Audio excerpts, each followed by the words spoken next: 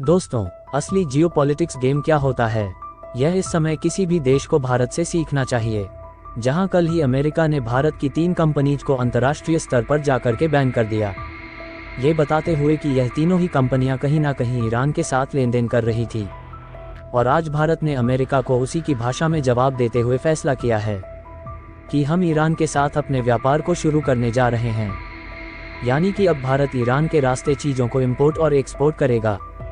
और आप माने या ना माने, लेकिन भारत ने डायरेक्टली नहीं लेकिन इनडायरेक्टली अमेरिका को जवाब दे दिया है। और ईरान के साथ पिछले 20 सालों से पेंडिंग में चले आ रहे प्रोजेक्ट को लगभग पूरी तरीके से फाइनलाइज किया जा चुका है। पूरी रिपोर्ट क्या है, इस छोटे से वीडियो में समझते हैं। बस हमें सपोर्ट करने के लिए इस वीडियो को छोटा सा लाइक और चैनल को सब्सक्राइब जरूर कीजिएगा।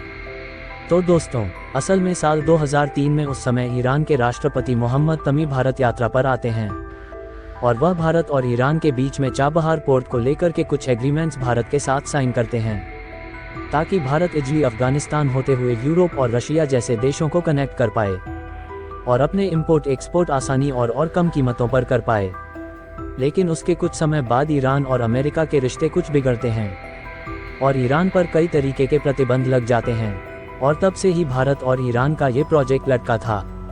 लेकिन साल 2016 में भारत, ईरान और अफगानिस्तान अंतर्राष्ट्रीय उत्तर दक्षिण परिवहन गलियारे, जिसे हम INSTC के नाम से जानते हैं, इसको बढ़ावा देने के लिए चाबहार पोर्ट को एक अहम रास्ता बनाया और एक ट्राई एग्रीमेंट तीनों ही देशों के बीच में साइन किया जाता है, ताकि अब सिर्फ भारत ईरान नहीं बल्कि एक और देश को फायदा हो। और इसमें भारत की तरफ से करीब $500 मिलियन यानी कि लगभग 400 करोड़ रुपए का निवेश भी किया गया था।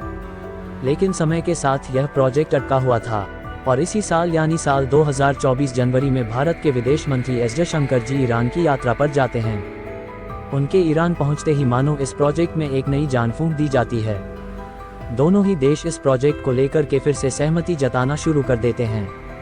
और आज खबर सामने निकल के आई है कि भारत और ईरान के बीच पिछले 20 सालों से लटका हुआ ये प्रोजेक्ट अब पूरी तरीके से फाइनलाइज होने जा रहा है।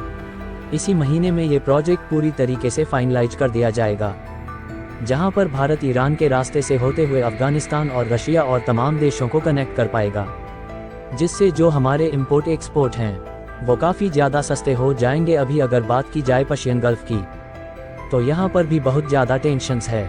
इसी के साथ रेड सी में तो जो हमले हुए हैं ये हम सभी ने देखे हैं।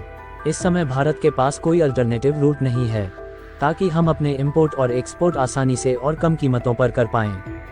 लेकिन ईरान के रास्ते से होने वाला ये ट्रेड भारत के लिए नए रास्ते खुलेगा और भारत को कम कीमतों पर इंपोर्ट और एक्सपोर्ट का दाम मिलेगा। और साथ ही साथ हम रूस से जो कच्चा तेल अभी महंगी कीमतों पर खरीद पा रहे हैं, जिसका काफ़ी बड़ा हिस्सा ट्रांसपोर्टेशन में खर्च हो रहा है, वो बच जाएगा और भारत में इसका असर देखने को मिलेगा। यानी कि पेट्रोल और डीजल की कीमतें भी देश के अंदर कम होती हुई नजर आएंगी। तो ये प्रोजेक्ट अपने आप में बहुत ज़्यादा इम्पोर्टेंट है। दुनिया भर के देशों ने इसे रोकने की कोशिश की है। इसमें चीन और पाकिस्तान जैसे देशों का नाम भी शामिल है। लेकिन अब भारत और ईरान मिलकर के इसे फाइनल करने जा रहे हैं। और आप सोच करके देखिए कि यह प्रोजेक्ट उस समय पर फाइनल किया जा रहा है जहां पर अमेरिका ने ईरान के ऊपर दूसरी बार सैंक्शंस लगाए हैं। यदि आप भारत के जियोपॉलिटिक्स से खुश तो कमेंट बॉक्स में जय हिंद जरूर लिखिए।